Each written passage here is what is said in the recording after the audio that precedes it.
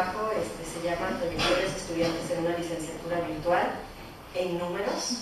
¿Por qué en números? Bueno, es un primer acercamiento, este es un trabajo longitudinal, consta de varias partes, pero este es el primer acercamiento que todavía está también en proceso. ¿Okay? Bueno, ¿cuáles son los objetivos de esta investigación que estamos realizando aquí en la virtual? Pues es conocer y entender la trayectoria escolar de los alumnos, ¿okay? Queremos identificar las fortalezas y las áreas de oportunidad de la licenciatura para que cuando venga el rediseño de la misma, pues se tengan elementos suficientes para hacer los cambios necesarios y que sean unos cambios pertinentes, más que nada, porque muchas veces en el rediseño pues rediseñamos porque tenemos que rediseñar, porque son las políticas institucionales o porque queremos hacer algún cambio X, pero realmente no tenemos las voces de los diferentes actores que nos dirían qué es lo que necesitan. Aquí en esta investigación se está haciendo desde la percepción de los facilitadores de las diferentes experiencias educativas, de los estudiantes, de los tutores y de los administrativos. Porque como facilitadores tenemos una percepción de qué es lo que funciona y qué es lo que no funciona. Cuando somos estudiantes nos cambia como el chip, ¿no? Hasta nosotros mismos somos maestros, pero tomamos una clase y ya cambia nuestra percepción de qué es lo que necesita, qué es lo que no se necesita, qué es lo que me sirve, qué es lo que no me sirve, etcétera, etcétera. En de los tutores también hay otra percepción.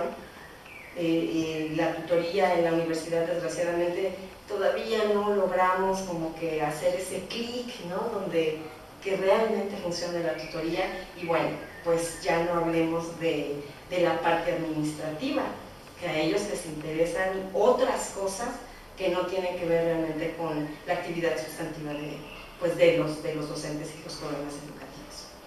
Bueno, como les mencionaba, esta es una etapa inicial y analizamos las calificaciones de 5 cohortes diferentes, ¿ok? Se analizaron las calificaciones de todas las experiencias de cada cohorte, de cada uno de los alumnos. Entonces, aquí vamos. ¿Cuál es la justificación? ¿Por qué hacer este tipo de investigación? Bueno, lo principal pues es mejorar los procesos de enseñanza-aprendizaje, como ya les decía. Si se va a hacer una reestructuración, si se van a hacer algunos cambios, pues tener las evidencias, ¿no? No nada más hacer un cambio porque tengo que, sino tener las evidencias de qué es lo que necesito yo como facilitador, qué es lo que necesitan nuestros estudiantes, qué es lo que necesita, bueno, institucionalmente pues escapa a nuestras manos, ¿no? Y qué es lo que necesita la tutoría para que realmente funcione. Bueno, a corto plazo, pues es para mejorar o para buscar o para tener estrategias de retención, ¿no? Porque ahorita van a ver los números que sí son un poco alarmantes. A mediano plazo, pues para identificar esos aspectos positivos y negativos, ¿no? Para la futura reestructuración y rediseño del plan de estudios, que eso es como que ya lo que sigue, ¿no? Para la ley.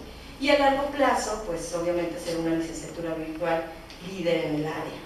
En la Universidad de Veracruzana solo hay 2 licenciaturas virtuales y bueno, pues siendo pioneros casi, pues hay que buscar ser líderes también en el área de lenguas. Ok. ¿Cuál es el contexto? Bueno, como les comentaba, este es un estudio longitudinal que va a ser de diferentes actores, de diferentes perspectivas. Es en la Universidad Veracruzana, dentro del modelo actual, que es el MEIR, en la Facultad de Idiomas y en la licenciatura en enseñanza del inglés en modalidad virtual, que es esta. ¿Cómo está conformada la licenciatura virtual? Bueno, pues de esta manera. Sí. La licenciatura, el plan de estudios de la licenciatura en enseñanza del inglés tiene 4 áreas de conocimiento. El primero es el dominio de inglés. Como saben muchos de ustedes, pedimos como requisito de ingreso una certificación de lengua nivel D2. Sin embargo, eso no quiere decir que no trabajamos en la lengua. Seguimos fomentando el desarrollo de la lengua inglesa en la licenciatura a través de las experiencias Writing and Reading for Academic Purposes, Oral Comprehension and Expression for Professional Purposes, y la experiencia educativa de English Proficiency, que es para mejorar el nivel de B2 a un nivel C1. La segunda área de conocimiento es lingüística aplicada.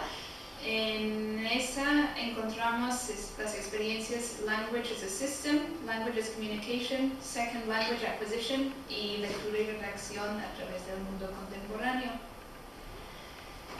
También tenemos un área que se llama Teoría y Práctica de la Enseñanza del Inglés. La mayoría de las experiencias educativas de la licenciatura se encuentran en esa área, de la naturaleza de la licenciatura. Son las experiencias Teaching Language as Communication, Culture and Language Learning and Teaching, Teaching Language as a System, General Aspects in Language Teaching and Learning, Issues in Language Teaching and Learning, Testing and Assessment, Teaching Practice, Practicum, Finding Out About the Language Classroom, Research in the L2 Classroom y Experiencia Recepcional. Realmente la parte fuerte de la licenciatura se encuentra en esa área y es donde los estudiantes desarrollan sus habilidades como maestros de inglés, docentes de inglés. El último renglón, la última área de conocimiento es teoría general de la educación. En esta área las experiencias están relacionadas con el quehacer docente de alguna manera, pero son experiencias más generales, no necesariamente tienen que ver con la enseñanza del inglés, sino la educación en general. Y las experiencias en esta área son Learning to Learn at a Distance, Information and Communication Technology in ELT, Language Education in Mexico, Curriculum Analysis and Syllabus Design, Introduction to Spanish as a Foreign Language, Teaching Spanish as a Second Language, Computación Básica y Servicio Social. Entonces, eso nos da una imagen del plan de estudios de la licenciatura para entender también cómo son las trayectorias de los estudiantes. Y bueno, algunos de los estudios previos, hay muchos, en diferentes universidades, en diferentes países se habla de la trayectoria de los alumnos, es algo que preocupa actualmente, pero nosotros queremos mencionar estos dos porque están pues inmersos en nuestro contexto, ¿no? Trajectories in Mexican Universities, que es por Paredes Cepeda y Chambarreiro, del 2016.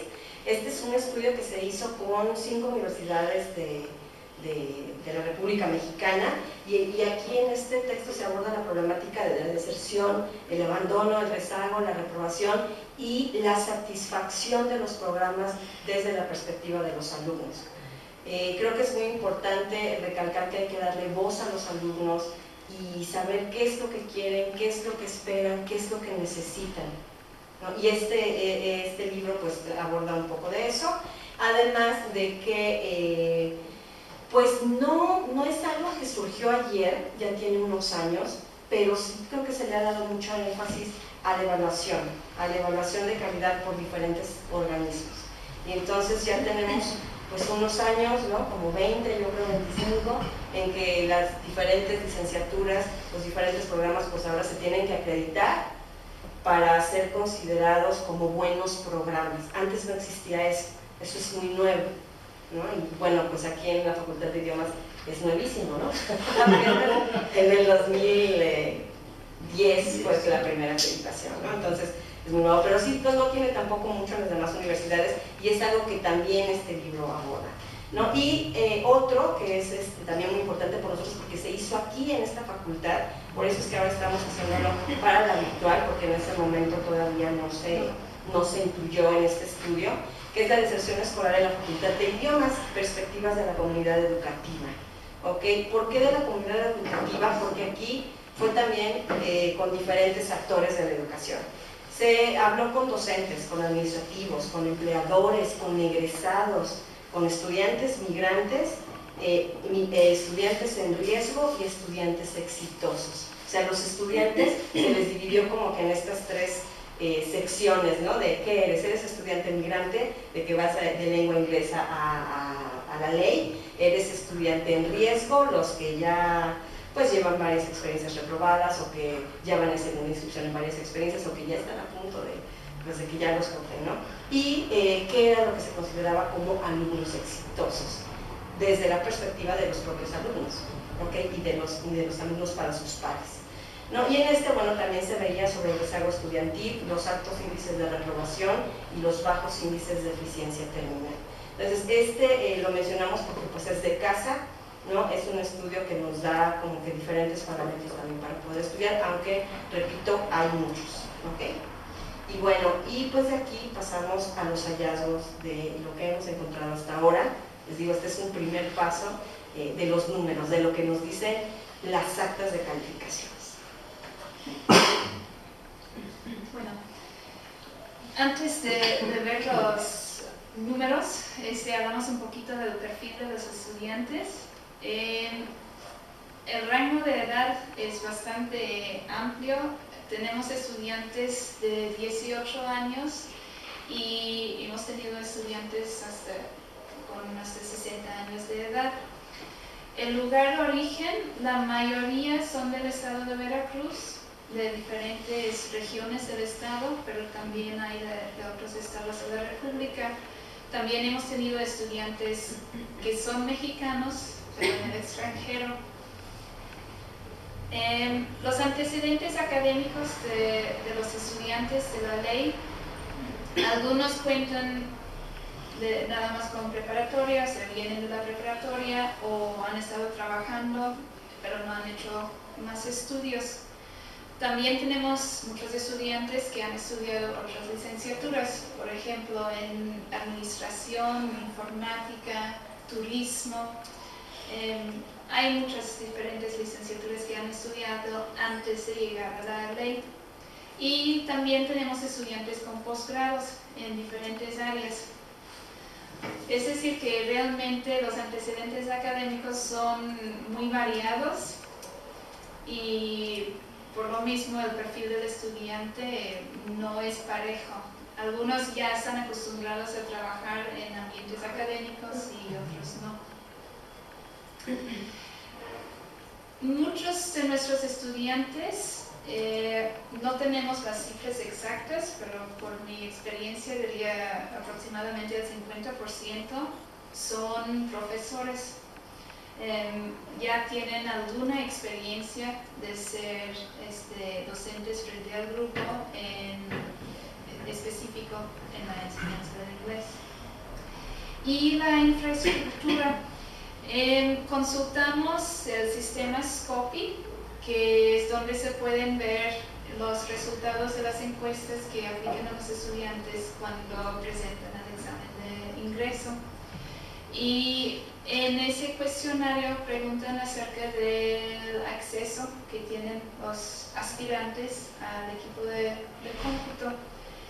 Yo, cuando me di la tarea de revisar esos datos, imaginé que todos tendrían por lo menos un equipo de cómputo, pero resulta que sí hay algunos estudiantes que al momento de presentar el examen de ingreso no tienen un equipo de cómputo en sus casas. Entonces, eso lo tenemos que tener en mente, es una gran barrera para alguien que va a estudiar una licenciatura virtual.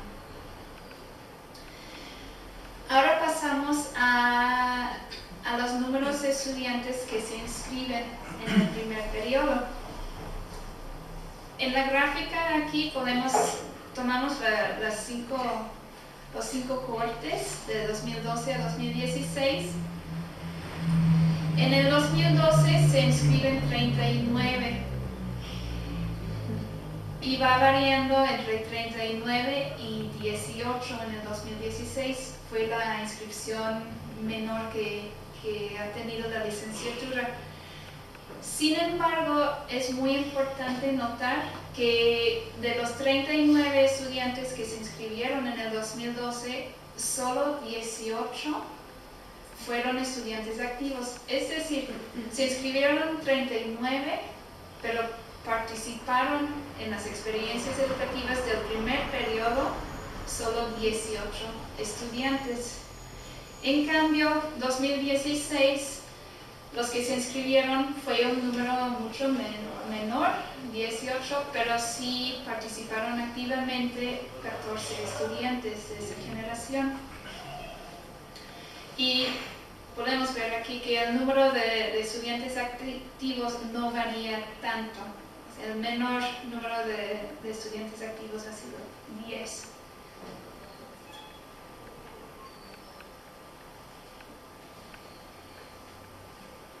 Sí. No, sí, sí. Okay. Aparte de los estudiantes inscritos y activos, nos interesa mucho por las razones que ya mencionó la maestra Gaby, los índices de reprobación y deserción.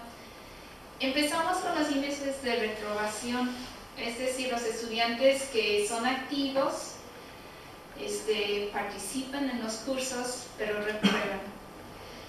Y afortunadamente vamos muy bien.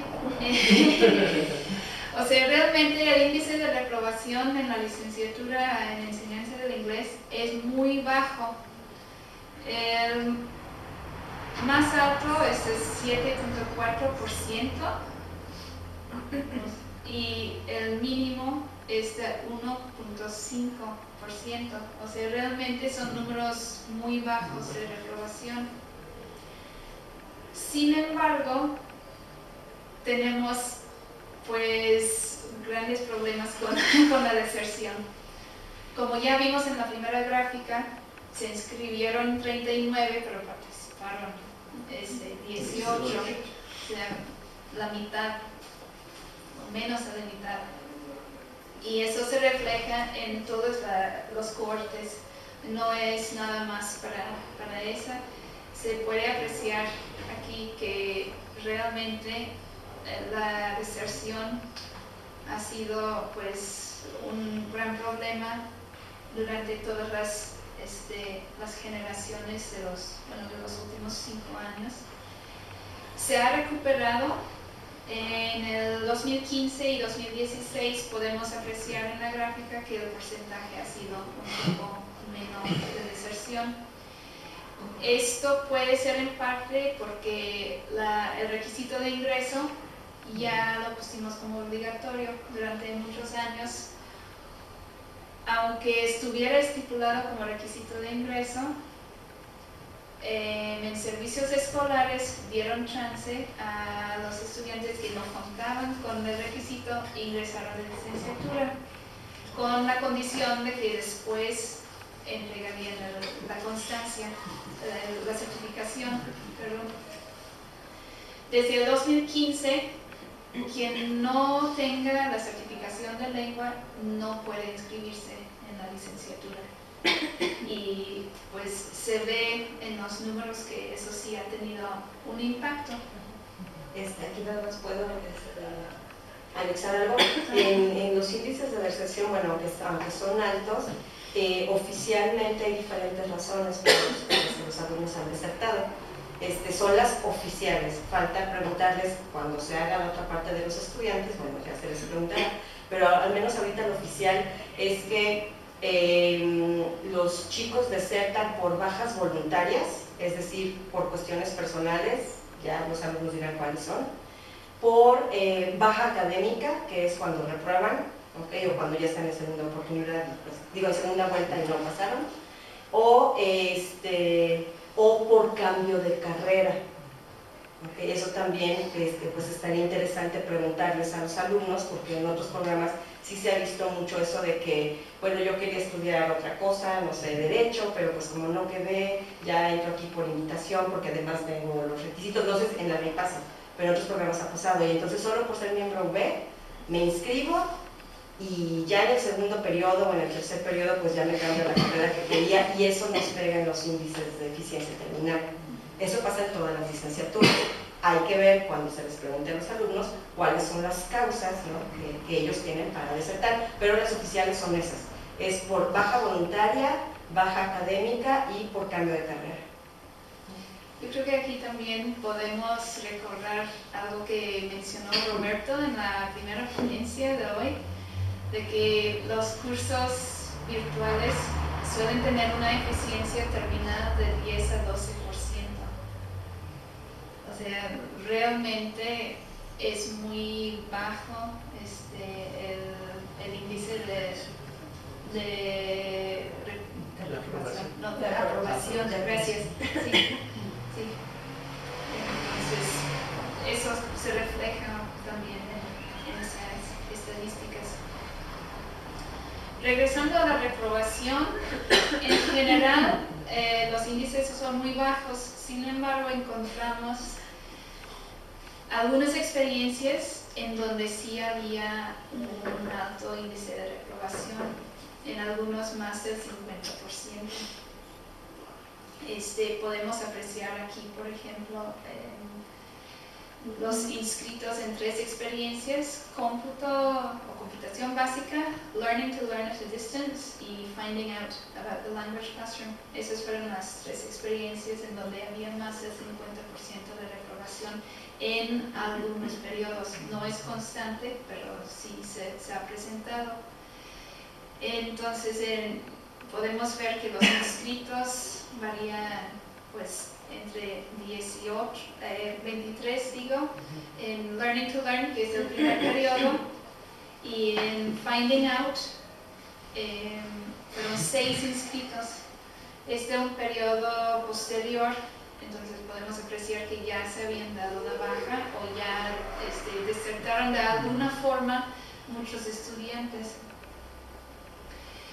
Los activos pues varían de 15 a 5, o sea, los 23 inscritos en Learning to Learn, 15 fueron activos. De los 6 inscritos en Finding Out, 5 fueron activos, es decir, que nada más uno no participó. Pero la reprobación, pues en Finding Out, de los 5 que estaban participando, 4 reprobaron. En ordinario. ¿Okay? De los 15 en Learning to Learn, 8 reprobaron, la mitad. Y de los 13 en computación básica, 7 reprobaron. Y pues obviamente estos datos son bastante alarmantes, sobre todo en el caso de Finding Out. Fue de una sola, un solo cohorte.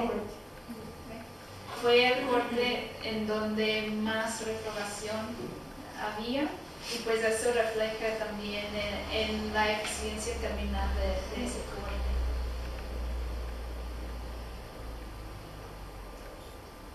Y aquí podemos apreciar la eficiencia terminal. Bueno, las letras ABCD, lo que está en verde, son las cohortes.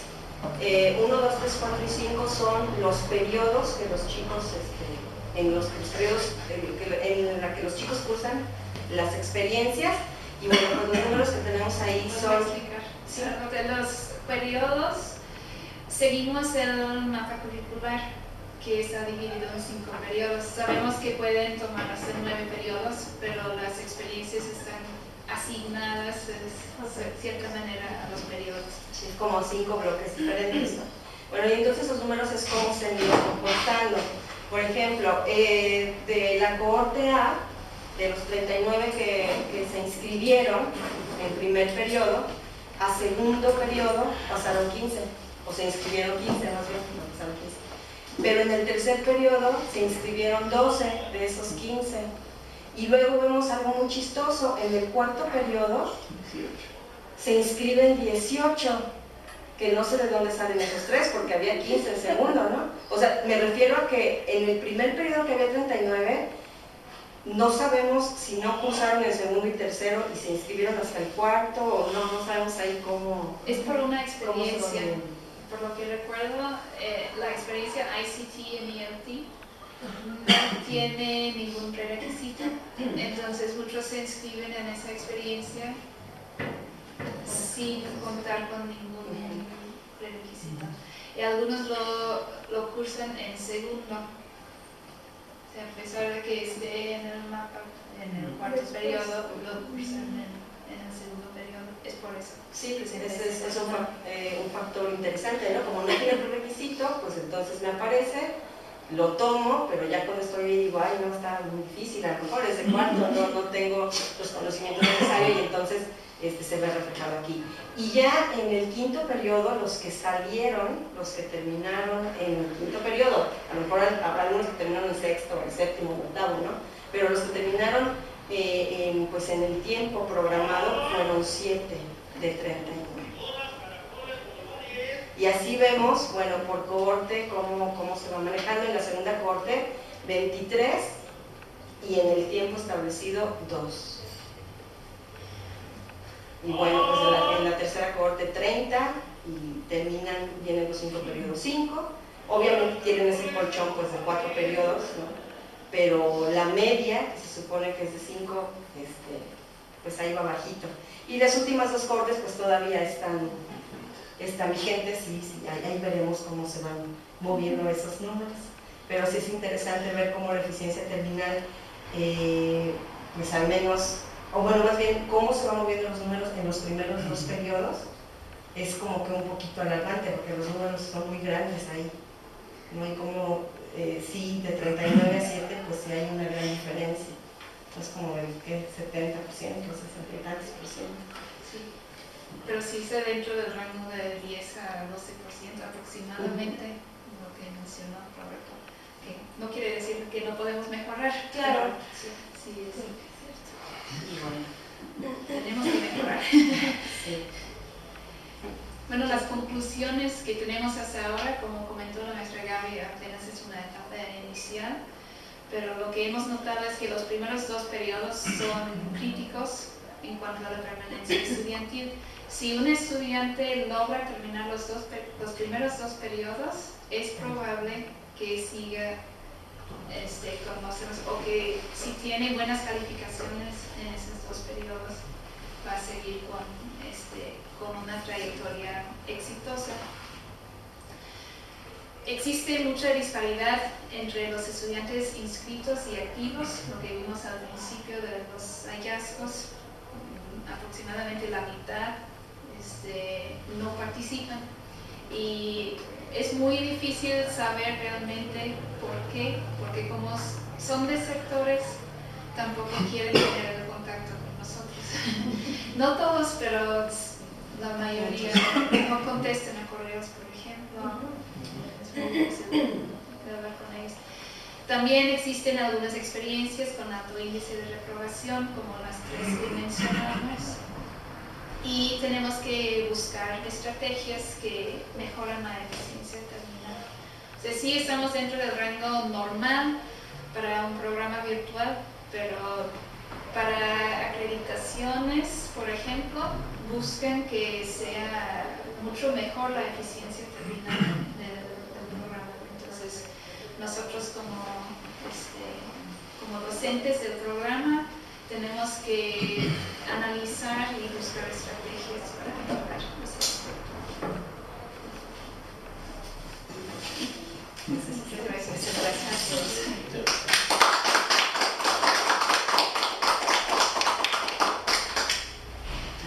Pregunta, comentario, sugerencia, queja. Sí.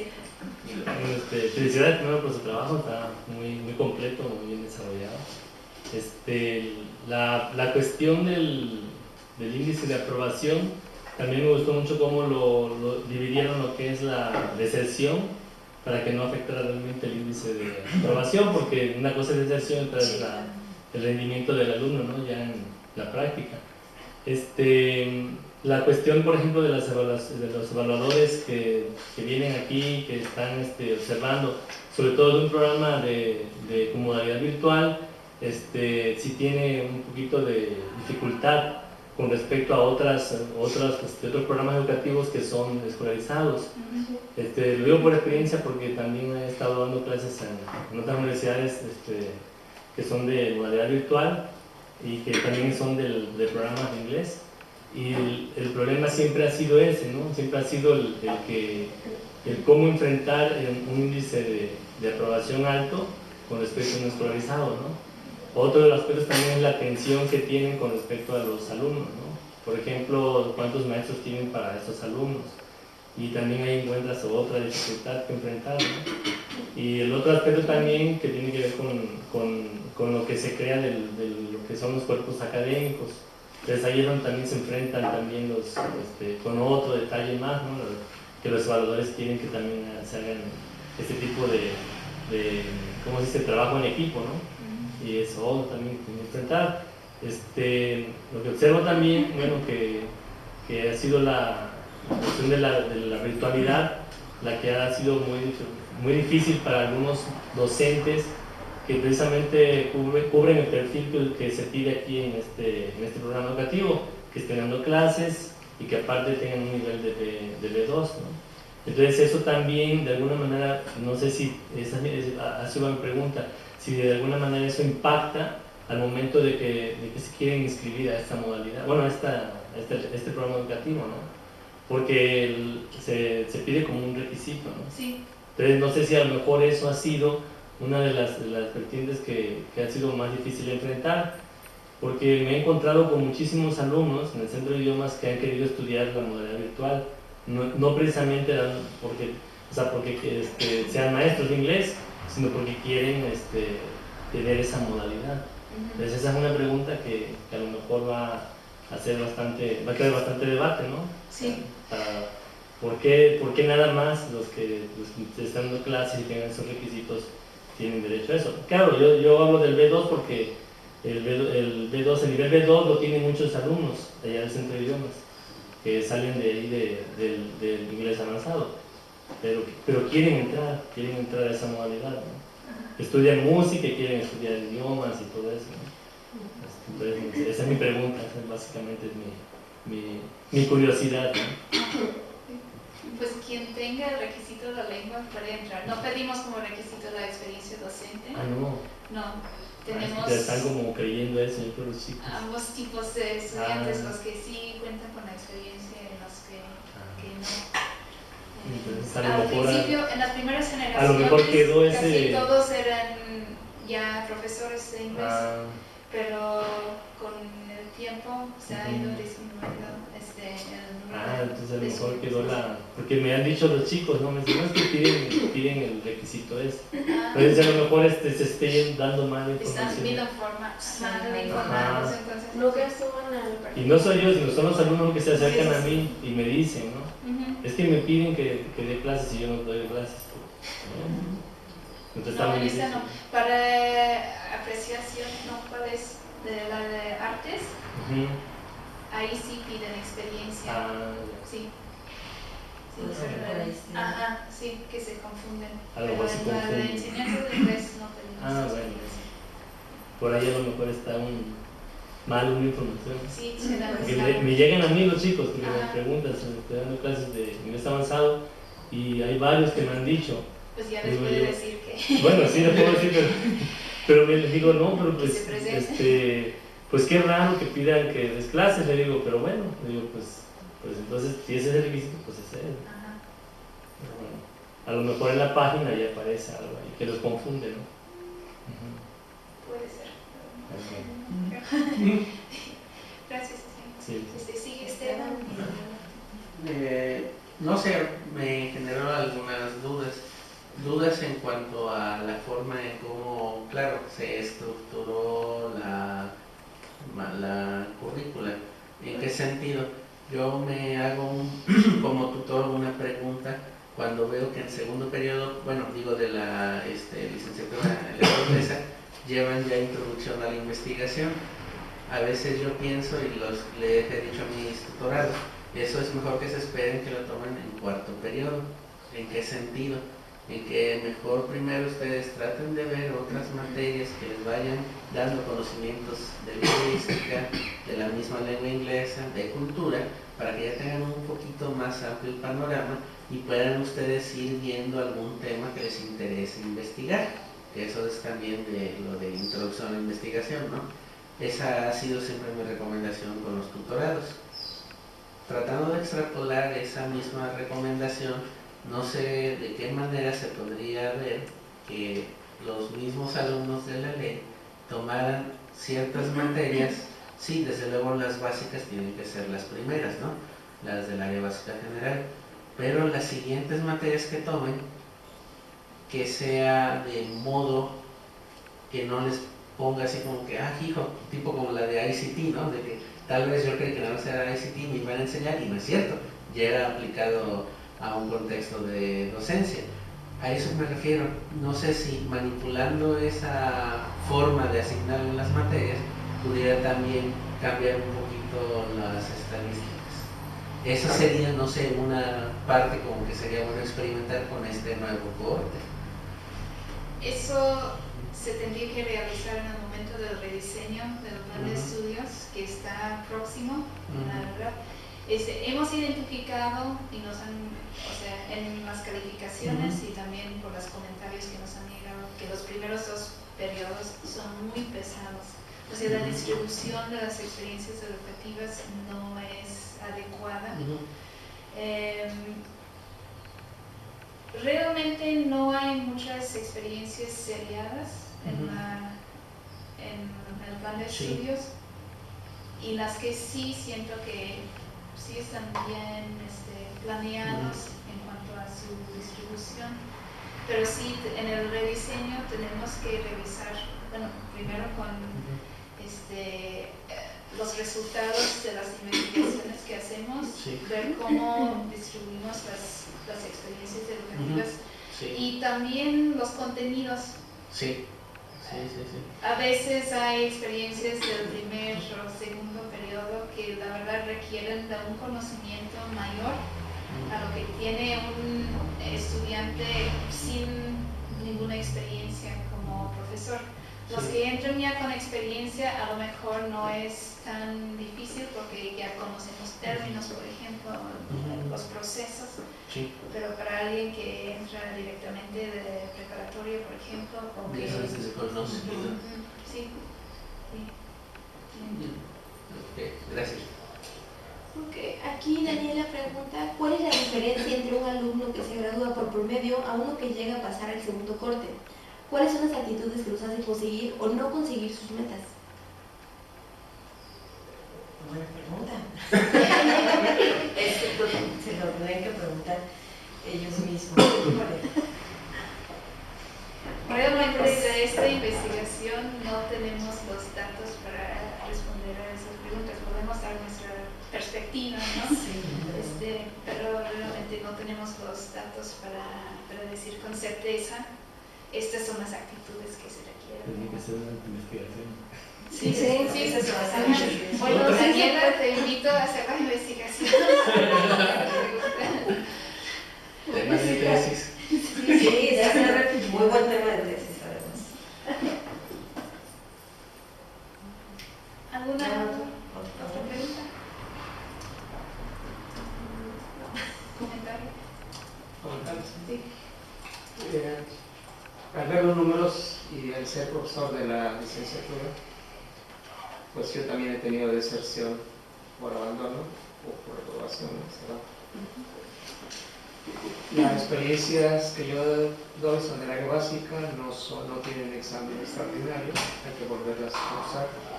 Lo que me ha llamado la atención es que en las siguientes generaciones, 1 o 2 son los que regresan a cursar. Entonces me queda la inquietud de si esos son precisamente los que no lograron, y a lo mejor las materias del área básica son los filtros, o la están acreditando fuera de la ley. De la licenciatura de enseñanza de línea, por ejemplo, de manera presencial en algún otro programa educativo. Sí. ¿Cómo salen? ¿Cómo si acá se quedaron? Fíjese, doctor, que esa es una muy buena observación que a lo mejor se les puede preguntar cuando toquen a los estudiantes, porque en una presentación del otro foro hace rato, vino una doctora que trabajó en el rediseño de la FBG y nos mostraba las estadísticas por área y humanidades y biológicas. Todos los chavos, las primeras que aparecen, las primeras experiencias educativas que aparecen para ser motivo de que ya se vayan de reprobación y los más altos índices son las de la FBG. O sea, por ejemplo, en medicina, que dice, de aquí, de esta licenciatura, la experiencia más difícil es anatomía. Pues anatomía aparece en sexto lugar. Las primeras 5 son todas las de biología. Ajá. Y ha habido licenciaturas, ha habido programas donde a los chicos los sacan por inglés, por ejemplo, de la FBG. Sí, sí. Entonces, eso estaría muy bien ver qué es lo que pasa. Bueno, ya lo reestructuraron, ya va a empezar un nuevo. Porque incluso los que cursan 2 veces tienen la oportunidad de un examen. Igual no veo en esas listas de última oportunidad los estudiantes de... Pero lo que notamos cuando hicimos el análisis de las calificaciones suele ser que los que no participan en el primer periodo no es nada más en las experiencias de la FBG, es en todas. Y por lo mismo en el segundo periodo o se desertan o siguen ahí sin aprobar las experiencias y al llegar al tercer periodo pues ya se van a la licenciatura. Eso sí fue notable, o sea, no es nada más en el área básica, es en todas las experiencias. Suelen ser, si un alumno es activo en un curso, en una experiencia educativa, es activo en todas. Entonces, no sé si sea el caso de la ley que sean por las experiencias del área básica nada más. Learning to Learn, digamos que fue una de las experiencias del primer periodo que había los mayores índices de reprobación. Pero sí, habrá que pues también hacer el estudio, ¿no? Para ver esa parte también.